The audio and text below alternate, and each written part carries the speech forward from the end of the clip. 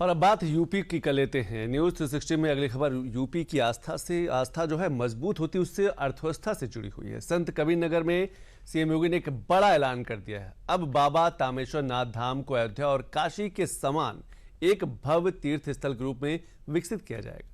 UP में आस्था के हाथों में है अर्थव्यवस्था की एक बड़ी बागडोर। एक रिपोर्ट देखते हैं। सीएम योगी का सियासी फलसफा विरासत से विकास है और इसी विरासत को संवारने के लिए योगी सरकार आस्था से अर्थव्यवस्था के मूल मंत्र पर चल रही है। अब एक बार फिर यही मूल मंत्र यूपी में आस्था का एक और मजबूत तंत्र बनाने के लिए तैयार है। सीएम योगी की ये जो तस्वीर आप देख रहे हैं, ये संत कबीरनगर के तामेश्वर नाथ धाम मंदिर की है। इस मंदिर की आस्था काशी विश्वनाथ धाम से कम नहीं मानी जाती। सोमवार को सीएम योगी ने यहीं से एक जनसभा को संबोधित किया था और जहां इस धाम के लिए सीएम योगी ने बड़ा ऐलान कर संत कबीरनगर के लोगों को बड़ी सौगात दी है। बाबा तामेश्वर नाथ धाम को अयोध्या और काशी की तरह विकसित किया जाएगा। बाबा तामेश्वर धाम को कॉरिडोर से जोड़ा जाएगा। इससे श्रद्धालुओं को आधुनिक, सुरक्षित और दिव्य दर्शन की सुविधा मिल सकेगी।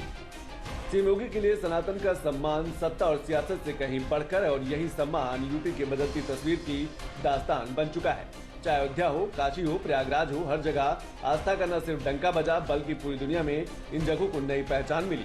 ये जो कॉरिडोर बनेगा, इसकी सबसे अहम खासियत ये है कि अभी जो इस तामेश्वर नाथ धाम में लोग काम कर रहे हैं उनमें से किसी भी स्थानीय व्यापारी और गोसाइयों के रोजगार को उजाड़ा नहीं जाएगा, बल्कि उन्हें व्यवस्थित पुनर्वास दिया जाएगा, जैसे यूपी, अयोध्या और काशी को विकसित किया गया है।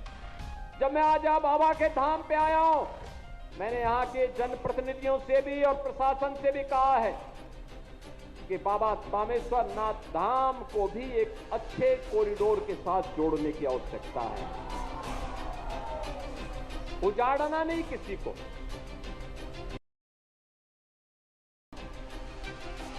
व्यवस्थित पुनर्वास होना।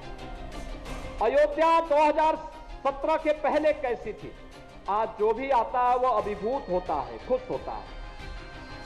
काशी 2014 के पहले कैसी थी, काशी विश्वनाथ धाम में 50 श्रद्धालु एक साथ नहीं जा सकते थे, आज 50,000 श्रद्धालु एक साथ जा सकता है। मां विंध्यवासिनी धाम में 10 श्रद्धालु एक साथ मंदिर में नहीं जा सकते थे, आज वहां पर 10,000 श्रद्धालु एक साथ माई के दर्शन करने के लिए मां विंध्यवासिनी धाम में जा सकता है। योगी सरकार विरासत का सम्मान भी करती है और विरासत से विकास की गाथा भी लिखती है। आस्था से अर्थव्यवस्था को भी मजबूती देने में यूपी ने पूरे देश में एक जो उदाहरण प्रस्तुत किया है, उसे यूपी के पर्यटन की तस्वीर बदल कर रख दी है। अयोध्या, काशी के विकास के बाद करोड़ श्रद्धालु यूपी आ रहे हैं। बीते कुछ सालों में यूपी पर्यटकों की पहली पसंद बना है। साल 2024 में 64.90 करोड़ पर्यटक यूपी आए हैं, जब इससे पहले 2023 में 48 करोड़ पर्यटक आए थे, यानी कि 2024 में करीब 17 करोड़ से ज्यादा पर्यटक बढ़े हैं। वहीं विदेशी पर्यटकों के लिए भी यूपी पहली पसंद बनकर उभरा है। साल 2024 में 22,69,067 विदेशी पर्यटक यूपी आए, जबकि साल 2023 में यह आंकड़ा 16 लाख के आसपास था, यानी 2024 में 7 लाख विदेशी पर्यटक बढ़े हैं। अयोध्या में राम मंदिर बनने के बाद पर्यटक खूब बढ़े। रामलला के मंदिर के निर्माण के बाद से 10 करोड़ से ज्यादा पर्यटक बढ़े हैं। महाकुंभ की बात करें तो रिकॉर्ड 66 करोड़ श्रद्धालुओं ने यूपी के प्रयागराज में आस्था की डुबकी लगाई थी। ये सिर्फ आंकड़े नहीं है, बल्कि चलती फिरती यूपी की इकोनॉमी है। जो सियासतदार मंदिर और धार्मिक स्थलों पर सवाल उठाते हैं, सीएम योगी ने उसी को यूपी के लिए मिसाल बना दिया है। अब तैयारी बाबा तामेश्वर नाथ धाम को विकसित करने की है। आप अनुमान करिए, प्रयागराज में भव्य और दिव्य कुंभ हुआ। अगर ये कुंभ 2017 के पहले लगा होता, क्या हाल होते। और इस बार 66 करोड़ से अधिक श्रद्धालु आया और सुरक्षित मां गंगा और भगवान प्रयागराज का संगम का आशीर्वाद लेकर के अपने घर भी वापस आया। बहनों और भाइयों, ये व्यवस्था का अंतर होता है।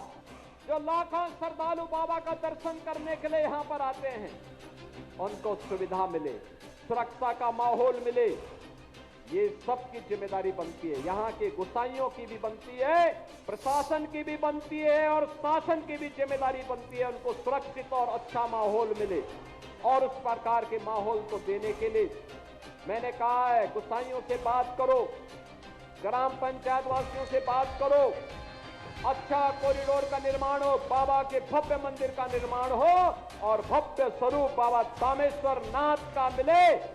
बाबा तामेश्वरनाथ धाम कॉरिडोर पूर्वांचल के लोगों के लिए एक बड़ी सौगात मानी जा रही है, क्योंकि इसके बनने के लिए विश्वनाथ भगवान के तर्ज पर माना जाता है। देवाधिदेव महादेव बाबा तामेश्वरनाथ धाम का इतिहास सदियों पुराना है। द्वापर युग में पांडवों के अज्ञातवास के दौरान माता कुंती का जिक्र यहाँ को लेकर किया गया है। कहा जाता है कि माता कुंती ने यहाँ शिव की आराधना कर राजपाट के लिए आशीर्वाद मांगा था। राजकुमार सिद्धार्थ यहाँ वलकल वस्त्र त्याग कर मुंडन कराने के पश्चात तथागत बने। यहाँ अपने आप ही शिवलिंग प्रकट होने का प्रमाण मिलता है। इस स्थान को पहले ताम्रगढ़ के नाम से जाना जाता था।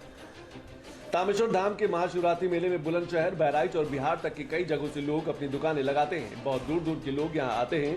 लिहाजा कॉरिडोर बनने के बाद ये चीजें भी व्यवस्थित हो सकेंगी और स्थानीय लोगों को भी यहाँ भरपूर रोजगार मिलेगा, जैसे काशी और अयोध्या में लोगों को मिला है। और योगी सरकार की इन्हीं कोशिशों ने यूपी को देश की अर्थव्यवस्था का ग्रोथ इंजन बना दिया है। के रूप में जो उत्तर प्रदेश पहले बीमारू राज्य माना जाता था, आज देश की अर्थव्यवस्था का ग्रोथ इंजन बनकर के उभरा है।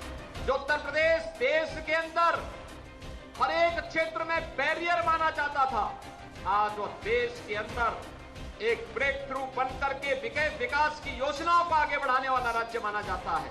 जिस उत्तर प्रदेश के बारे में ये मान्यता थी कि यहाँ कुछ नहीं हो सकता है, आज लोग मानते हैं कि उत्तर प्रदेश लीड करेगा तो सारे देश राज्य लीड करने लग जाएगा।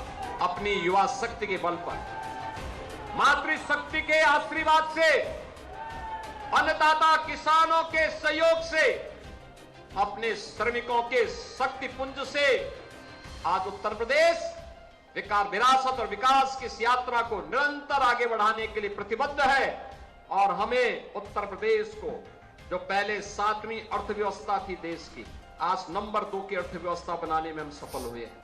फिलहाल सीएम योगी का लक्ष्य यूपी को 1 ट्रिलियन की इकोनॉमी बनाना है और इसके लिए वो लगातार काम भी कर रहे हैं।